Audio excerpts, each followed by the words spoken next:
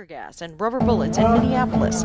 Days of fury after 46-year-old George Floyd died while Officer Derek Chauvin was seen kneeling on his neck for almost 9 minutes. Taking the life of George Floyd with his hands in his pockets, looking out in that way, it was apparent to me that he did not think anything would happen to him. And that is a failure of law.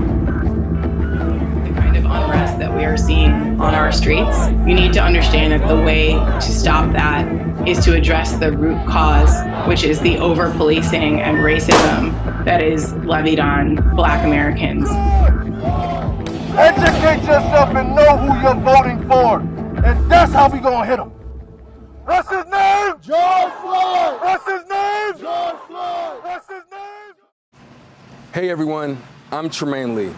Black death at the hands of police and white vigilantes dates back long before cell phone videos and social media feeds delivered hashtags of black pain. But the recent killings of Ahmaud Arbery in Georgia, Breonna Taylor in Kentucky, and George Floyd in Minnesota have ignited old kindling. It's a fire that's been burning slowly in Black America, while much of the rest of society has closed their eyes and covered their ears. But now, we're at a crossroads.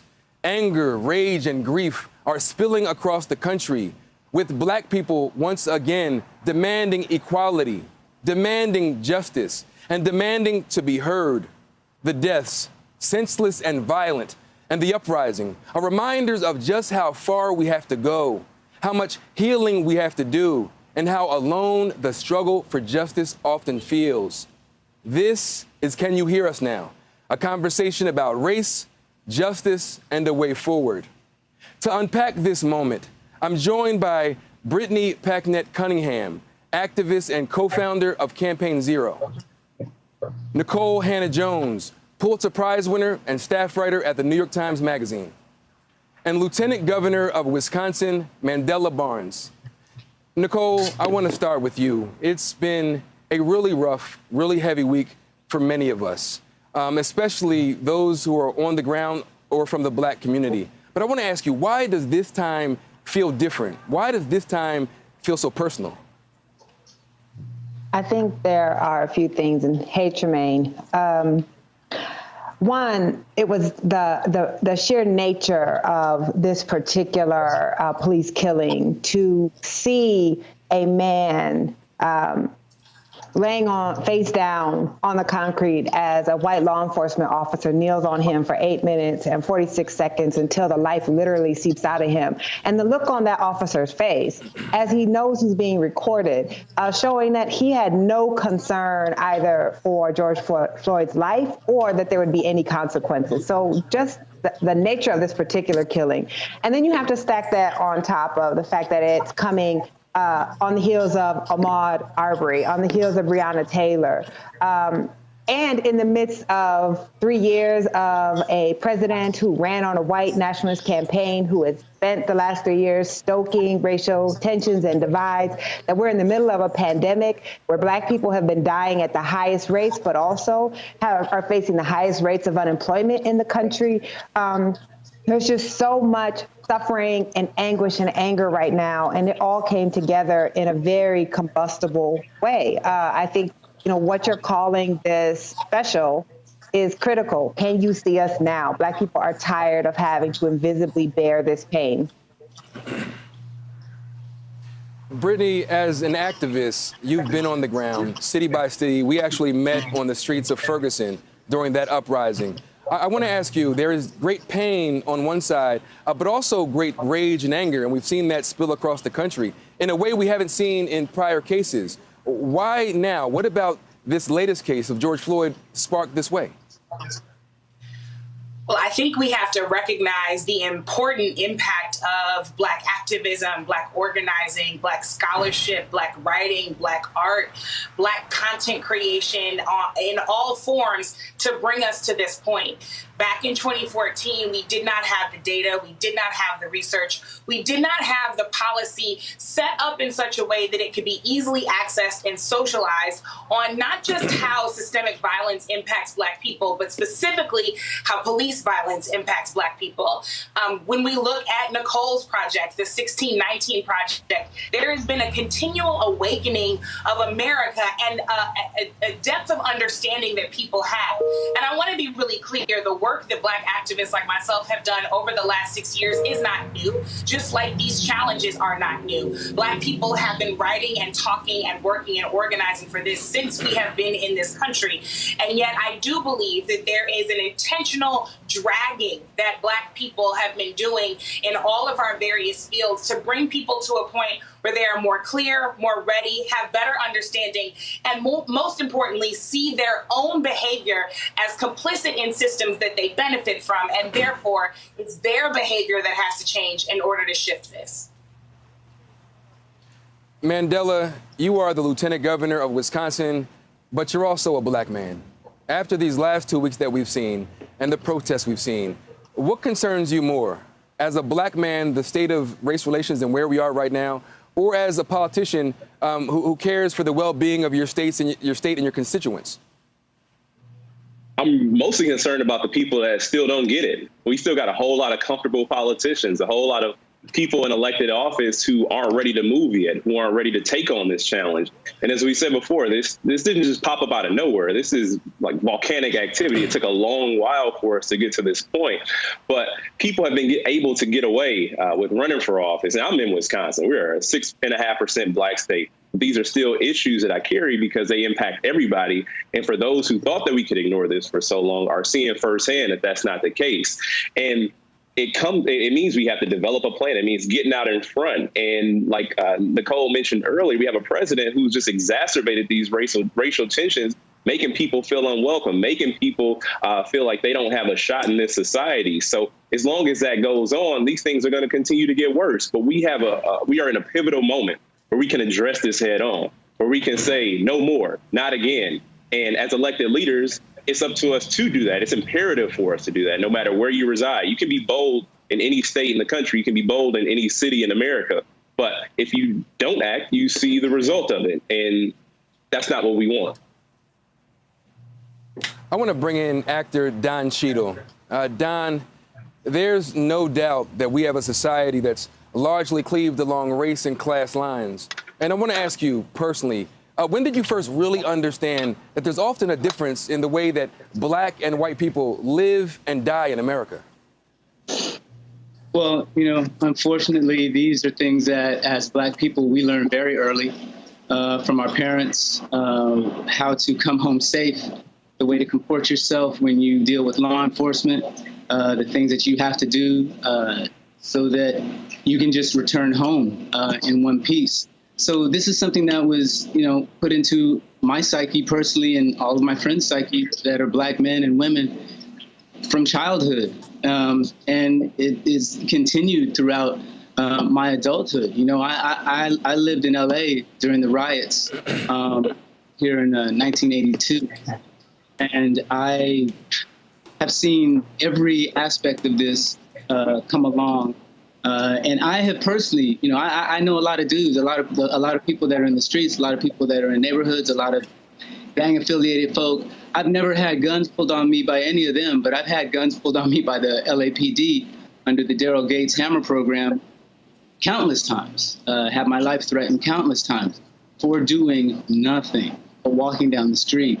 And this is a systemic, institutionalized problem that we are all now fully aware of. Some of us have known for many, many years.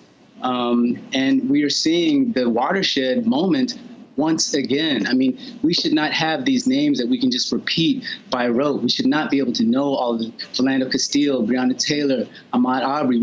These things should not be burned into our consciousness. But thankfully, now that we have film and we have cell phones and we have pictures that are, speaking 1,000 words, this is something that can no longer be hidden. And this can't be swept under a rug.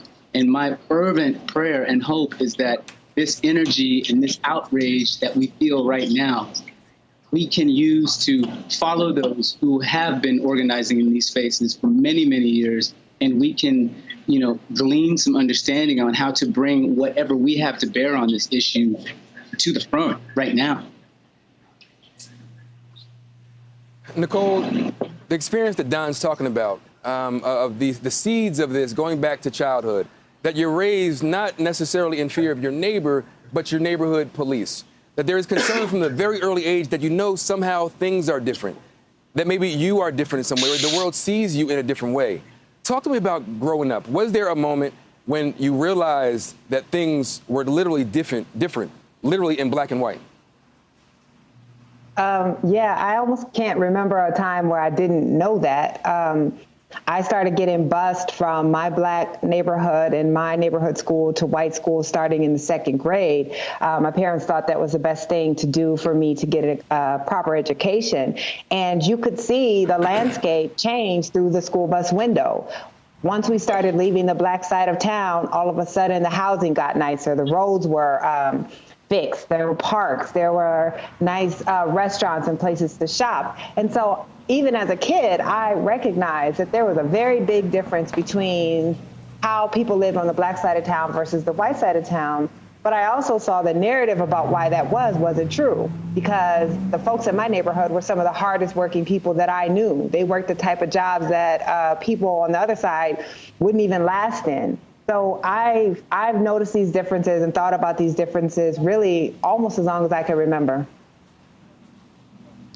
It's almost in many ways as if we oscillate in completely separate universes. And Brittany, I want to ask you, there are probably many white people watching right now who want to better understand the nature of injustice in America, the nature of inequality in this country, and quite frankly, the nature of black pain, to tap into it just a little bit.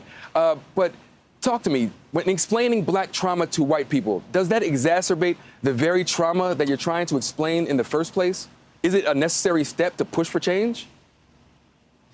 Of course it exacerbates the trauma that we face. This, unfortunately, is precisely how oppression functions. That so often the people who are the most affected by the oppression are the ones who bear the greatest responsibility and the heaviest burden to actually correcting that oppression. This is precisely why we can't waste this moment. I see a lot of black folks who are rightfully looking at non-black people and saying, this is not just my job, and primarily it is your job. If you benefit from the systems of white supremacy and white privilege, if you benefit from systems of anti-blackness, then it is your primary responsibility to dismantle them. You have to remove your tacit approval. You have to remove the willingness to allow these systems to persist simply because they keep you comfortable. The fact of the matter is we're all sitting here having this conversation while we're dealing with a mountain of emotions. We are trying to parent through this. We are trying to love our spouses through this. We are trying to heal our own trauma through this. We are trying to manage how much we do and don't tell other people, because every single time we have to tell these stories, there is an additional rise in emotion. And we're dealing with all of this in the midst of other crises. We are also trying to keep our people safe from coronavirus, which is killing us more disproportionately. And why? Because the injustices that Black people have always experienced are exacerbated in this moment. So bad housing, bad education, technology gaps, bad medical outcomes, health disparities, low wages, all of those things are increasing right now in our lives and in our experience. So we're having this conversation right now to make sure, yes, that people can see and hear us now, but recognize that for all of us talking and for all of the Black people watching, this is an additional exercise in that trauma. So you have to ask yourself, if you are not Black, how will you continue to keep yourself on this work and in this work without us having to continue to expend our energy and our precious resources? Yeah, if I could add to that, Brittany, I would love to see a panel, NBC host a panel of white Americans talking about what they plan to do to address the issues that are leading Black folks to be in the streets right now. 100%. And I imagine that everybody on this panel has probably gotten calls from their white friends and white allies who are asking those very questions and haven't done the research themselves. They're coming to us like we're supposed to be, the Encyclopedia Nigrantica. And it's like, what have you done? What have you looked into? Have you done any stock in your own life? Where do you have, any influence in your community, at your job, in your church, at your school? There are multiple places that you guys could be starting this conversation, and not, as you're saying, Nikole, once again, bringing this trauma to us to please expect us to somehow assuage this. It's like, get on these front lines with us, get down with us, let's go, you do this. I think it's 100%. In fact, get on the front lines in front of us. In front of us. And I was going to say, it's people that have gone through childhood, school, and professional life and have never had to worry about this and have showed no concern. And now, as adults, ask us, what can we do to help? It's not a me question. It's a you question. Mm-hmm. Yeah, 100%. Brittany, I want to thank you for your time, my friend. You always putting out that work, and you're also on TV. We know you're busy, so thank you very much. Thank you. Mandela, there have been two distinct scenes playing out all across the country. One is of peaceful protesters with chants and signs demanding justice for George Floyd and others. The other is of broken glass and flames and fire and damaged buildings. I want to ask you this, Mandela. Is what we're seeing in whole, is it a riot or is it rebellion? It's frustration. It's frustration. People, you can't tell people how to be frustrated. And I go back to the same point over and over again. This didn't come out of nowhere. Folks didn't just wake up and decide that we're going to break some glass. We're going to set some things on fire. So on one hand, you have the protests that are sending the message directly to leadership, making demands, very specific demands. And you have people who are doing damage. However, the question always comes up, well, when are the protesters, when are the activists and organizers going to hold the people that are doing damage accountable? Well, the fact is that organizers are just pushing for accountability as well, because that goes to the good cop, bad cop argument. When are good cops going to hold bad cops accountable? We're all looking for the same thing. So more than damage, destruction, and rebellion, it is frustration. And it didn't get this way out of nowhere. The onus falls on all elected leadership, all decision makers who failed to address the crisis before it got to this point. Thank you. So we've been getting submissions from Black people all around the country, and they've been telling us why they're out there protesting for George Floyd. This is what Guy Barnes from Washington, D.C. had to say. He said, being Black, gay, and active duty, I've seen my fair share of injustices. Our beauty is in our diversity, but our power is in our unity. I march so that the death of George Floyd and countless others, known and unknown, will not be in vain. Nikole, we've had many conversations about Black death and struggle and protest, and we've had this conversation many times before. But in this moment, with all the passion and the pain, do you believe that any of this, the demonstrations, the protests, the panels with esteemed Black panelists, will actually push us any closer to meaningful change?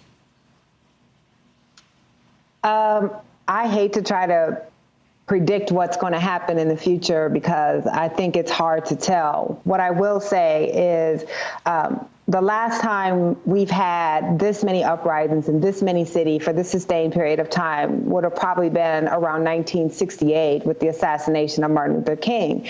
And what actually came from that was the passage of the Fair Housing Act. The Fair Housing Act had been on life support. It had been filibustered for several years, and everyone thought it was going to go down in flames again. And it was these uprisings with the Capitol building being guarded by the National Guard that forced Congress to pass that fair housing legislation that it had refused to pass prior. So I guess what I'm saying is people say that these types of uprisings are only destructive and can never lead to positive change. But it is possible that when you have seen this type of property damage, when you've seen this type of sustained protest going on in all of these cities across the country, that elected officials will be forced to pay attention and actually do something to hold police accountable for the way that they treat citizens. What this really is about is people who want to be respected, to be treated with dignity, and to have equal protection before the law. Don, you said you have experience going through L.A., and we've seen Ferguson, and we've seen Mike Brown, and we've seen Freddie Gray. We've seen it all. Pushed and pushed and pushed, and a lot of hue and cry. But little seems to change. Do you expect this time to be different? Are we at a pivot point where maybe this time meaningful change might be on the horizon? I think I have to piggyback on what Nikole said and say it is possible. But I know that all the forces are struggling to protect the institutionalized racism and the systematic injustice that has got us here. So it's not going to be easy, especially with this leadership, and I use that word incredibly loosely, that we have at the top that is just fomenting the unrest and taking the opportunity to do photo ops with a Bible in his hand after he's tear gassed and rubber bulleted people out of the way so he can look strong. I mean, this is the most craven sort of leadership that we have. When you have George Will talking about the enablers that are allowing this to continue, that gamble around the president's feet like a pack of dogs hungry for petting. I mean, when you have George Will saying that, then we're talking about a 360 awareness of what it is that we're pushing upstream against. So yes, it's possible. And from the ashes of this conflict can come great change, but it's not going to happen if we rest. It's not going to happen if we don't get behind the people that have been doing the work thus far and learn how to take this energy and organize, learn how to take this energy and put it into voting, to put it into filling out your census, to put it into making sure that you are seen and heard in the ways that we can make ourselves seen and heard, that we don't always take advantage of. We have to take advantage of all the ways that, all the levers of power right now, and not let this momentum die. Because another thing that we know as being human beings in this thing, and we've seen it in 92, we've seen it, like you said, in 68, it's a cyclical thing and it can lose steam. We can only continue and hold this for so long.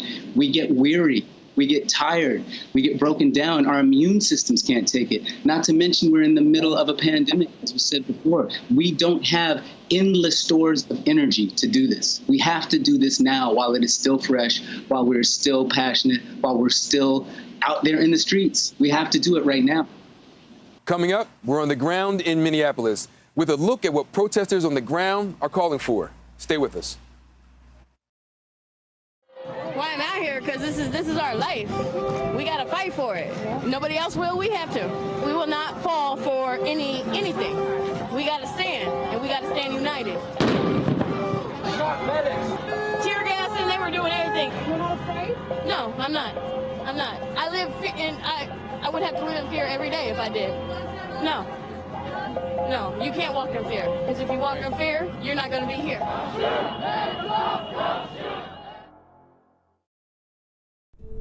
Today, the World Health Organization officially calling it a pandemic. None of us is unaffected by its impact.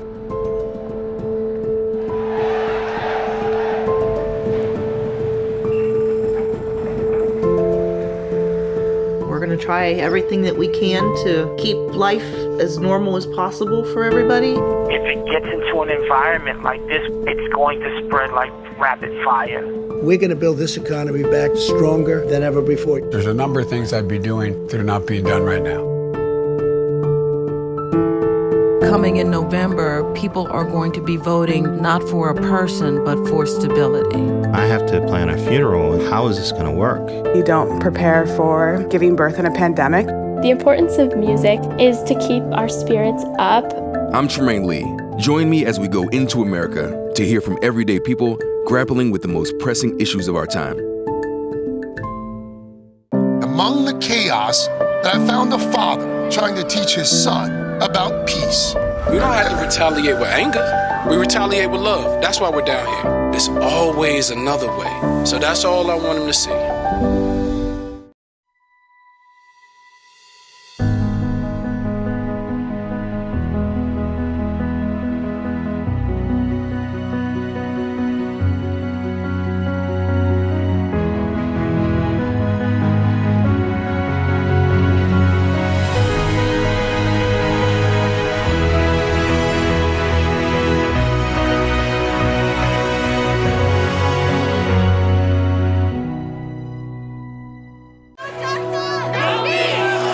These will be the images that will archive this moment in our history. But let these, too, the quiet peacemakers picking up the pieces. I'm Lester Holt. Please take care of yourself and each other.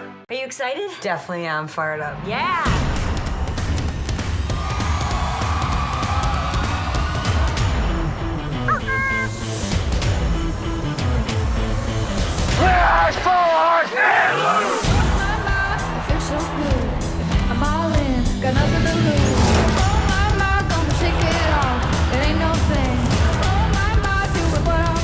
Let's get into some trouble.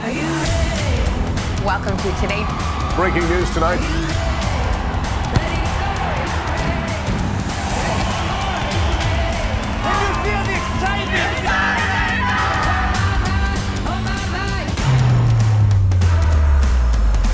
Yes! Must be my lucky day.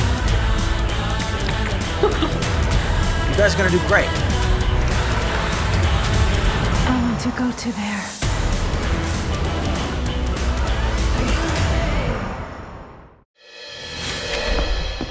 We will need to stop being distracted, stop with the hamster wheel of a police kill an unarmed black guy, we protest, we get distracted, we go back to normal, and then 6 months later it happens again.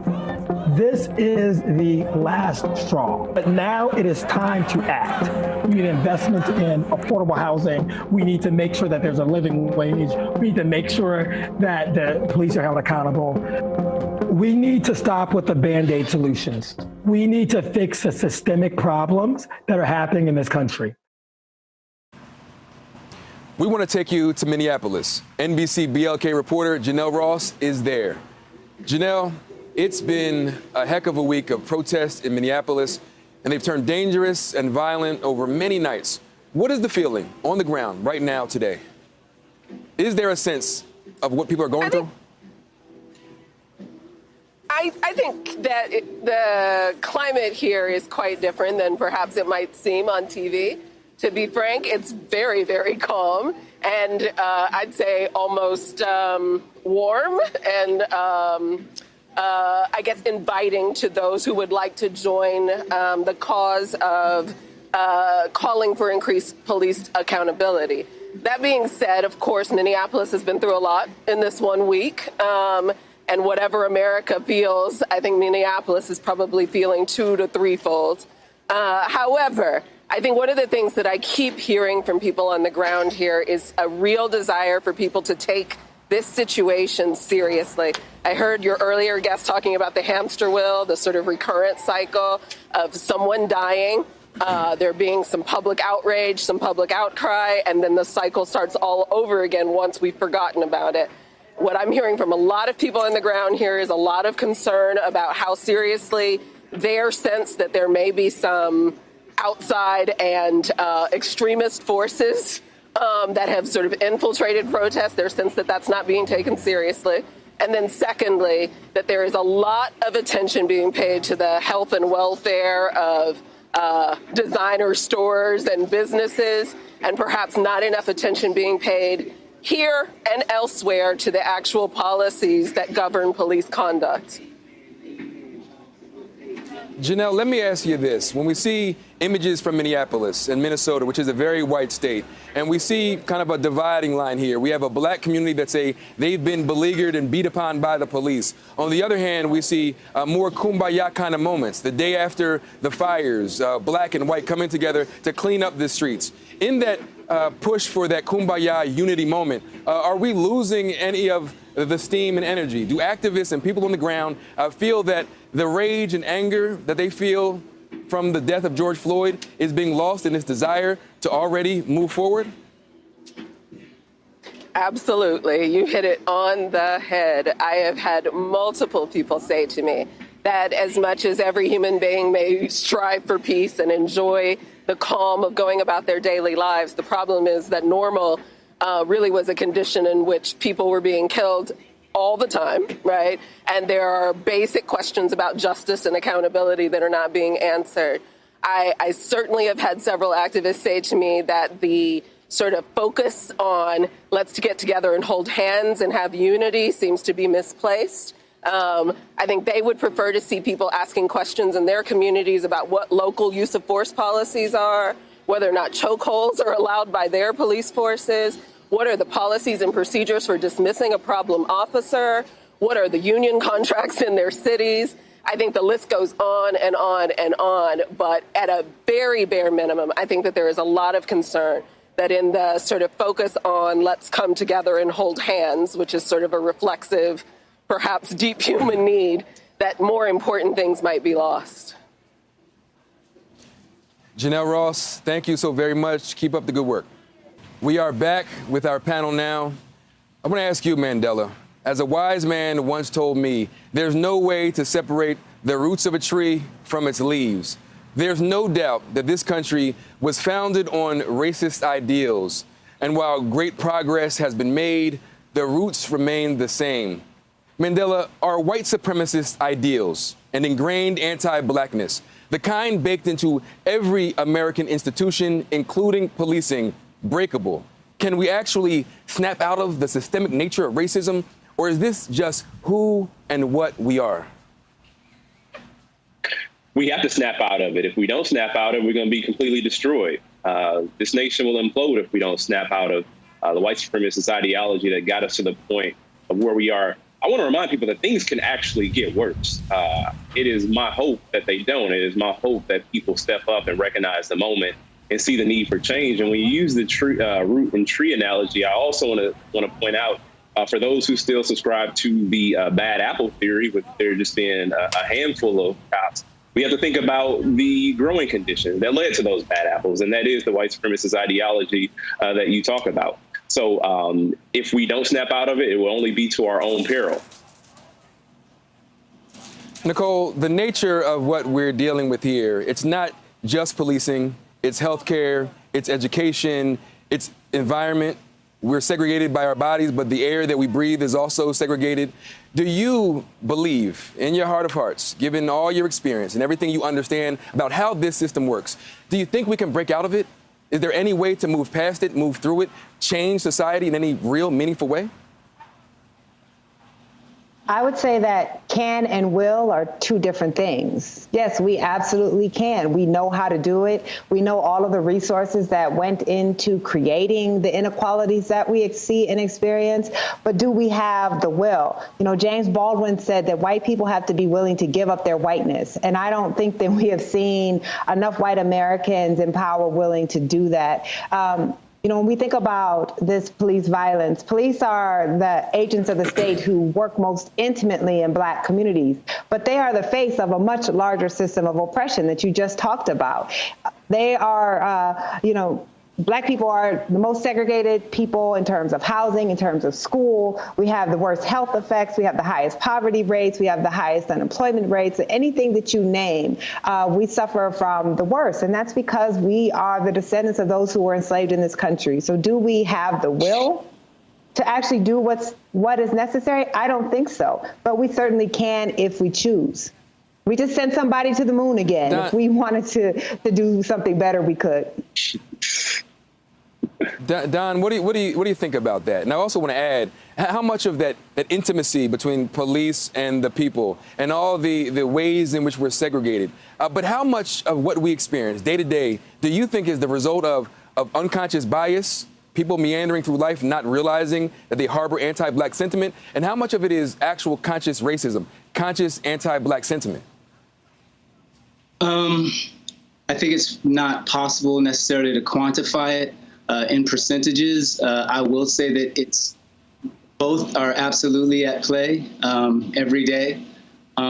People do not realize that they have these biases, and they're, like I said, my friends are really realizing it now, and it's really coming out now, and they're really understanding the impact of inaction, thinking that inaction.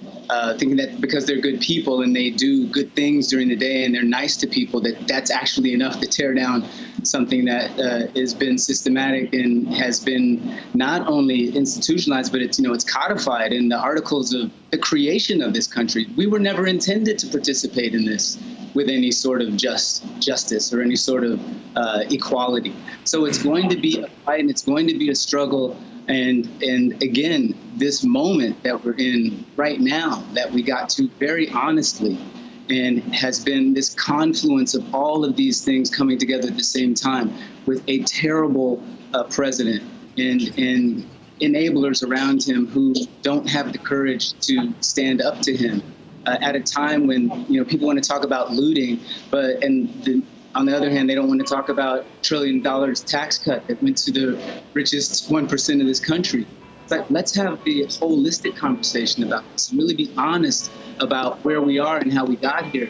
And if we can't do that, and if things like this, like Nikole said, if white people aren't willing, powerful white people aren't willing to have these kinds of conversations and hold each other accountable to that, and people who really hold these levers of power, I don't know how this will change. But this is absolutely the moment to impress upon them that it has to, or as Mandela said, we're looking at a very bad outcome. And the riots happened in '92 after the trial and the officers were found not guilty. We still have 3 officers who haven't been charged and 1 who may be found not guilty. They may be acquitted. And that's when it jumped off in LA in '92. So yes, we may not be at the greatest point of this yet, and that's terrifying. Mandela, you hold the levers of some power. You are the lieutenant governor of Wisconsin, which includes Milwaukee, which has among the highest black male incarceration rates in the country. I want to ask you, what is next? Where do we go from here? And do you think that white America wants the change that many in black America actually want? And so that's the thing. I think a lot of people are waking up to a reality that they never had to experience. And if I can go back to the question that you brought to Don, I think folks just have been able to go throughout their entire lives without ever having to worry or think about it. But on the policy front, there's so many proposals that have been brought up. But on the political front, there are still, like I said in the beginning, people who don't have to worry about it. And in my position, I think about the issues that I'm expected to carry, the issues I will carry regardless, because they are important, whether it's LGBTQ issues, whether it's women's right to choose, whether it's environmental issues. I carry those issues. They are important to me. But rarely is racial justice a part of that conversation. And what I feel that I can do, because we do have elections coming up, it's not just the presidential election. We have state legislative races all across Wisconsin as well. We have other races going on. And from my position, I don't have to endorse anybody that doesn't take on racial justice. And that's what I plan to do. Like, for people who are running for state representative, state senator, if they don't talk about racial justice, I'm not endorsing them, because we have to build not just power, we have to build the policy infrastructure to make sure that these issues get addressed and brought to the table and talked about in a meaningful way. Thanks so much to our guest, Don Cheadle, Nikole Hannah-Jones, Lieutenant Governor Mandela Barnes. We want to keep hearing your voices. If you're black in America, please share with us why you're out rallying for George Floyd. Go to NBCnews.com/yourprotest. Thank you again all for joining me in this very honest, very raw conversation. Somewhere in America tonight, the spark of great change is flickering. It's up to each of us to decide whether we let it burn out or we nurture that burning change.